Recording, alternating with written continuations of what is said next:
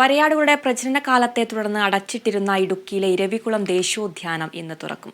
2 മാസത്തേക്കായിരുന്നു park അടച്ചിട്ടിരുന്നത്.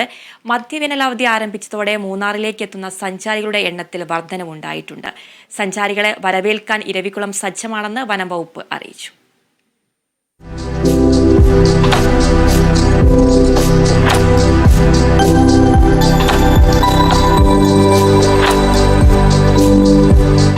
വരയാടുകളുടെ പ്രജനനകാലവുമായി ബന്ധപ്പെട്ട് 2 മാസങ്ങൾക്ക് മുമ്പ് അടച്ച ഇരവികുളം ദേശീയോദ്യാനം വീണ്ടും സഞ്ചാരികൾക്കായി തുറക്കുകയാണ്.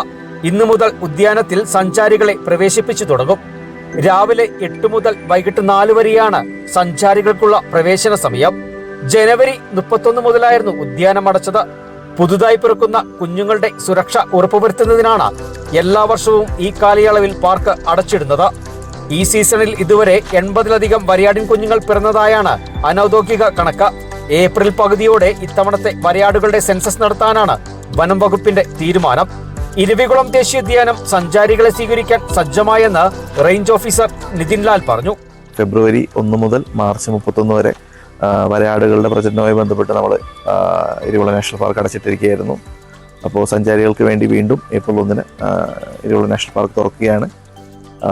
അപ്പോൾ നമ്മൾ പുതിയ സഞ്ചാരികളെ സ്വാഗതം ചെയ്യുന്നതിന് വേണ്ടിയിട്ട് അവിടെയുള്ള എല്ലാ സൗകര്യങ്ങളും ഒന്ന് മെയിൻറ്റെയിൻ ചെയ്ത് എല്ലാവരും പുത്തൻ ഉണർവോടുകൂടി അത് ഇരവികുളം സഞ്ചാരികളെ സ്വീകരിക്കാൻ വേണ്ടി തയ്യാറായിട്ടുണ്ട്. മധ്യവേനൽ അവധി ആരംഭിച്ചതോടെ മൂന്നാറിലേക്ക് എത്തുന്ന സഞ്ചാരികളുടെ എണ്ണത്തിൽ വർധനവുണ്ടായിട്ടുണ്ട്. ഉദ്യാനം തുറക്കുന്നതോടെ സഞ്ചാരികളുടെ തിരക്ക് ഇനിയും വർദ്ധിക്കുമെന്നാണ് ടൂറിസം മേഖലയിലുള്ളവരുടെ പ്രതീക്ഷ.